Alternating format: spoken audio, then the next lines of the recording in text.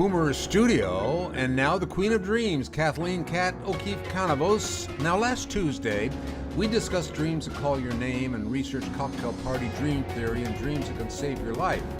Now, meantime, you are invited, of course, to join bloomerboomer.com, begin receiving member benefits. And today, Kat will be talking about deceased loved ones during the holidays. Now, here's Kat. Thank you, Andy. Yeah, I was going to do a different show, but I had so many emails that came in and people requesting that I talk about why they have so many dreams of their deceased loved ones during the holidays. And I remembered that when I was writing the book with Dr. Larry Burke, Dreams That Can Save Your Life, I remember doing some research on that, but that was like a couple of years ago. So I had to go back, refresh my memory. And it kind of goes in with the show that we had last week, Andy, where we were talking about dreams that called your name. And what I was understanding from the emails that were coming in is a lot of people hear their names called by deceased loved ones, which means recognize the name calling their name. So last week, when we were talking about dreams that call your name, we were talking about it in general, where you might be at a party and all of a sudden you'll hear your name across the room, and it's almost like your ear drops down onto the floor and creeps across the room and comes up the other circle of people and listens to what they're saying. And you see all the other people in front of you and you see their mouth moving, but you're focused on that other group. So these dreams of deceased loved ones during the holidays is a little bit different in that when we have dreams that call our name, that is part of the cocktail party phenomenon. It's because there's a lot going on in our dreams and someone's trying to get our attention. Just like there's a lot going on in a party, and somebody, if they call our name from across the room or talking about us in another circle, we hear that. It cuts out everything else that's going on. So during the holidays, there's a number of reasons why we hear our name called it, and they're all good reasons. They're all special reasons. So if you're having a dream and you hear your name called and you recognize the voice, chances are it's a loved one. Because remember, love never dies. And especially during the holidays, because we focus on nostalgia. That's what our focus is on. Back when we were children, we got our first bike, or our parents took us for a walk outside. I remember my parents used to take me for a walk on Christmas Eve because I was born and raised in Germany. My dad was a beret and we were in the military. We opened up all of our Christmas presents on Christmas Eve, which was kind of cool. I realize now my parents did it for a reason. They wanted to sleep in. They didn't want to get up at 6 a.m, so I could unwrap my gifts. So it was like, oh, this is a European thing to open up our gifts on Christmas Eve. So since we're in Europe, since we're in Germany, we're going to follow the tradition. I was like, okay. And so on Christmas Eve, my parents would take for a walk around the neighborhood. And when we came home, Christkindl, which is German for Santa Claus, would have brought all the gifts in. All underneath the tree would be all the gifts. And then I would get to open up my gifts. So when I think of Christmas Eve, I think of take that walk around the neighborhood in the snow. Oh, there was a lot of snow. Germany has a lot of snow. And coming back in all cold, and we would always have fondue and light the candles and open Christmas gifts. So it's not unusual if you have traditions you did with your family as you were growing up, or even as an adult. Maybe now you're an adult and you have children and your parents are there as grandparents now. Those traditions bring back nostalgia, and nostalgia brings back our loved ones.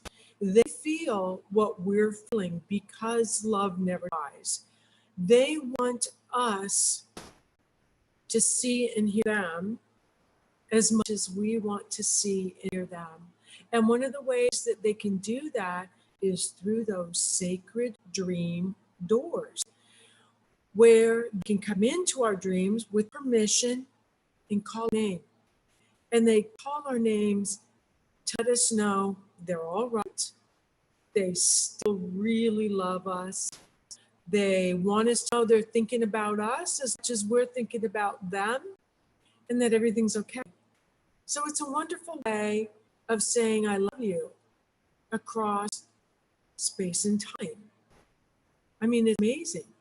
So another reason why we may be hearing them during the holidays is 93%. Are you ready for this?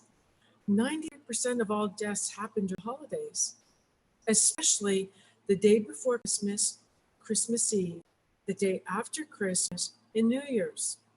And why is that? Well, according to some articles I read on studies that show people have a much greater chance of dying on Christmas, the day after Christmas, New Year's, than any other single day of the year, is, I think, because a lot of times people will hold on. Okay, they're sick or they're elderly or for whatever reason, they're holding on for just one more big holiday with the family. I think my dad died Christmas Day, right after our Christmas dinner. He just took his last breaths. Why? Because the whole family was together. And today's families are very spread out if you come to think about it. Yeah, there are some real challenges with having the whole family around the table for Christmas. I'll be the first to admit it. But at the same time, it's one of the few times of the whole year when the whole family is around the table together. And quite often, our deceased loved ones will hang on for that last supper. And so, for a lot of our loved ones, the holiday season is the anniversary of their passing over. And you may have heard oftentimes of people having dreams about a loved one on their anniversary day, the day that they passed over. Well, if you consider that almost 93% of the population dies right around the holiday season, that's a lot of people who are having dreams of deceased loved ones. And that's why my email box was flooded with them this week. But I'm here to tell you, it's a good thing. It's a wonderful thing to have dreams of your deceased loved ones during the holidays. Think of it as a holiday gift from heaven. You get to see that they're okay. They're letting you know they're okay. They still love you. And you love them. They wouldn't be telling you all this. So if you are having dreams of deceased loved ones during the holidays, another reason you may be having it, and again, it was in my book, Dreams That Can Save Your Life, Early Warning Signs of Cancer and Other Diseases. There were some other diseases in there where people had precognitive dreams with their deceased loved ones in them. For instance, their mother or their father or an aunt or uncle or a sibling would come into their dreams and give them a precognitive dream either about their health, their wealth, or relationships. So maybe your deceased loved ones are bringing you a holiday gift, a dream, as a precognitive dream. Make sure you write your dream down. Put them in your dream journal. Underline the words that are really important and see if you are speaking to yourself in your dream language while your loved one is speaking to you from heaven. So My advice to you, if you're hearing your loved one call your name in your dream, just tell them you love them back and that you're really glad that they're talking to you, that you want to hear from them even more. Remember, they're only a dream away because love never dies. So now it's time for our frequently asked questions Yes, with love. Andy Yep, love Asher. certainly never dies, and I think that explains it pretty well. You know, Janie says that she says you talk about the nostalgia, and she's really big on nostalgia. Um, and she says she dreams about them all the time. So maybe some people are more nostalgic than others. Yes. Yeah. Holidays bring out the nostalgia in all of us, but especially Christmas. If you think of the Christmas tree, so many of us, Andy, save our Christmas tree ornaments. I have ornaments from when I was in the first grade in Berlin, Germany. I still have those ornaments and I put them on the tree, and it brings back this flood of memories of my parents and being in Germany and the snowstorms and fun and friends. So, yeah, holidays are a very nostalgic time. Boy, my image of celebrating the holidays in Germany sounds so ideal. Oh, we used to go to the Christkindl Nuremberg, Germany, and they would have the Lebkuchen there. That's where they made the Lebkuchen, and that means the bread of life. It's big gingerbread dolls and cookies, huge gingerbread cookies, and they're absolutely delicious. And they only make it for 1 week of the year, and then they stop it. They stop the factory, and that's in Nuremberg. We used to go every year because it wasn't that far, really. And we'd stock up on all of our Lebkuchen and bring it home, and we would have it Christmas Eve. Yeah, well, you know, Lebkuchen, I remember that from my former mother-in-law, and she made those every year, and I do remember what a good celebration it was to have Lebkuchen around. Hmm. Did Betty's, you have Glühwein too? Did oh, you have Lebkuchen with the Glühwein? yeah, she went all out. Now, Betty Yeah. says she's trying to decide if remembering deceased loved ones during the holidays is a good thing or not, but at least she says we're remembering them, probably having good thoughts about it. Yeah. I think it's a good thing. I really, and who was that? Was that from Betty? Yeah, Yeah, Betty, I'm pretty sure they're very good things because first of all, if it wasn't good, it'd be a nightmare. And you're probably having nightmares. If you may feel sad when you wake up sometimes because it's like you were with them and now you woke up and they're gone and you still need to be with them. But chances are they wouldn't really have permission to come back and haunt you. I personally don't believe people haunt people. I believe memories haunt people. I don't believe people have permission to come back and haunt other people. That's just my personal thought, but I don't think your guardian angel wouldn't let them. Your spirit guides would let them. I know mine won't. yeah. James is, I guess he's a little fuzzy. Can you define the precognitive dreams a little bit? He's a little bit unclear about that. Sure. Precognitive dreams are very similar to prophetic dreams. And somebody else wrote in, her name was Sue, and she said, I've had prophetic dreams from start to finish, a story being told. Every detail is fluid and relevant. I know the difference between nonsense and spiritual ones. So, what am I to make of a dream that seems to be nonsense, but isolated elements come true? So, to answer our other question, prophetic dreams and precognitive dreams are special because you're actually traveling time continuum that Einstein talks about.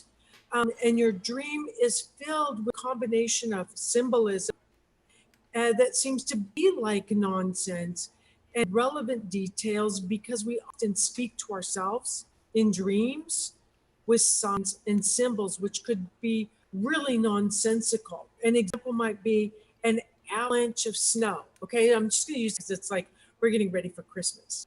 So an avalanche of snow coming into your dream that covers you over. Seems like nonsense. In the middle of the dream, you might be in the Bahamas and all of a sudden an avalanche of snow comes in and just covers you over.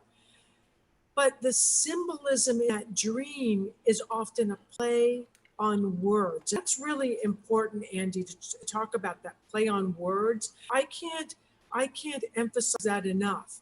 Look for the pictures in your dream, and when you're writing them in your journal, look for that play of words. So an avalanche of snow, an avalanche, you are being covered by cold feelings, coldness. And it asks the question, what's going on in your life that's cold?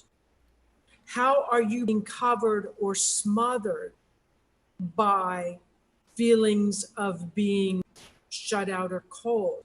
So this could be a precognitive or a prophetic dream, Andy, in that it could be telling you that that opportunity is coming up. And now that you know about it in your dream, you can watch out for it and not be caught in the avalanche.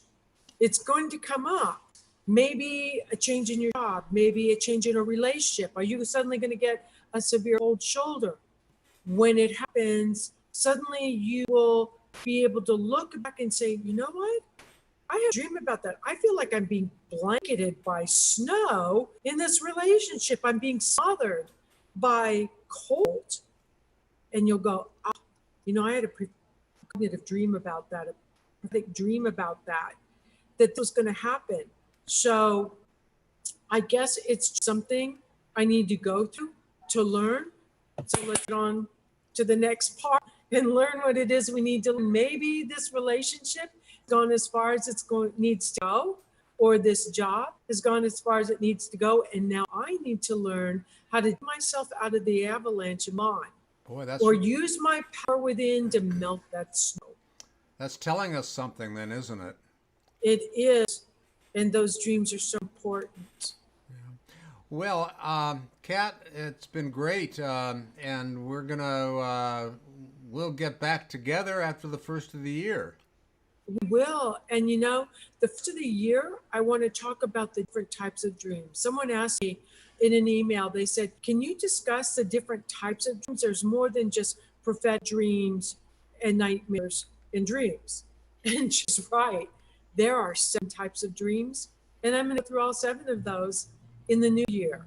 So that when you're keeping your journal, maybe after you read what you wrote in your journal, you can decide what type of dream you had.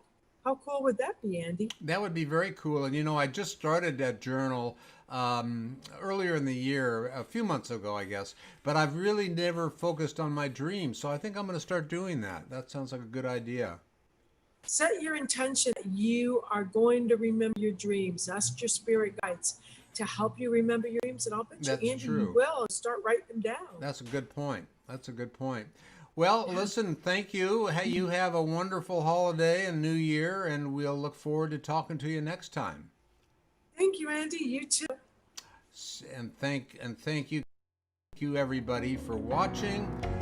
Kat Canavos, Your Dreams with the Queen of Dreams. You can find out more on Facebook, YouTube, and Bloomer Boomer. And if you like it, please like us on Facebook. Meantime, you're invited to join us at bloomerboomer.com, and we will see